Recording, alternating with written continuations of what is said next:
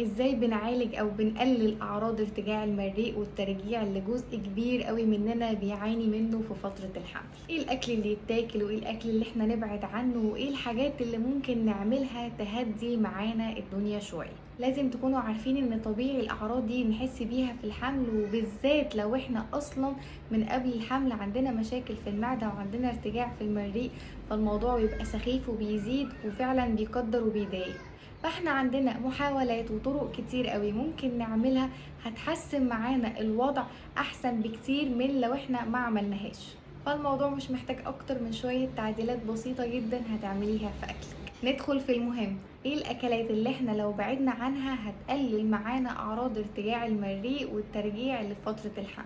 نبعد عن اي حاجة حمضية لان هي هتهيج المعدة زيادة. نبعد عن الطماطم، عن البصل، عن الثوم، عن الليمون، عن النعناع. نقلل البرتقال والاناناس والاكل المشطشط، ونقلل كمان الاكل اللي فيه توابل كتير والصوصات، كمان صوصات البيتزا والكاتشب وغيره. حاول بقدر الامكان نقلل الشوكولاتة والقهوة واللبن واي حاجة فيها كافيين، وكمان المشروبات الغازيه. طيب هي الحاجات دي ممنوعه؟ انا بحب الشوكولاته، لا لازم اشرب قهوه. مفيش مشكله ان انت تدخلي الحاجات دي في يومك، اهم حاجه ما تبقاش على الريق، ما يبقاش معدتي فاضيه واروح اكل الحاجه دي، ما بقاش رايحه انام واروح اكل حاجه تهيج المعده. ممكن اكل الحاجات دي بعد الاكل مباشره بحيث ان انا معدتي تكون مش فاضيه، فالدنيا ما تهيكش معايا، انا صاحيه وبتحرك مش نايمه وقاعده والاعراض عماله تزيد معايا. وطبعا كل ما عملنا كنترول وقللنا الكميه كل ما كان احسن. ايه الاكل اللي يهدي اعراض ارتجاع المريء والترجيع والحاجات اللي انا لما اكون تعبانه والدنيا شاده معايا قوي اروح اخدها؟ دي الاختيارات المناسبه ليا.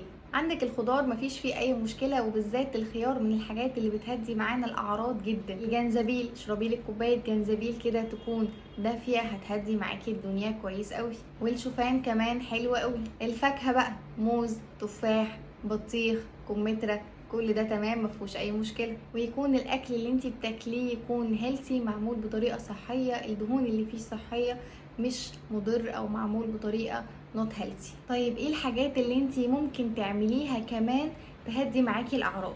اول حاجه ان احنا بنقسم الاكل بتاعنا على 6-7 وجبات في اليوم، يعني تقريبا بناكل كل ساعتين، بس الوجبه اللي بناكلها بتكون كميتها صغيره جدا وبنمضغ الاكل فيها كويس وبناكل بالراحه. وطبعا ما تناميش على ظهرك بعد الاكل، ولو انتي تعبانه وهتنامي خليكي نايمه نص نومه، يعني حطي مخده عاليه تحت ظهرك اللي هو تبقي نايمه بزاويه 30.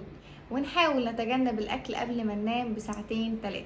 واخر حاجه ما تتحركيش حركات كده سريعه وقويه فجاه وان انتي تغيري البوزيشن بتاعك فجاه، علشان ده ممكن يهيج معاكي الدنيا. وبس كده، اتمنى اكون ساعدتكم. انا دكتور ندى عادل ودي وايت هوب كلينيك. اشوفكم الفيديو الجاي، سلام.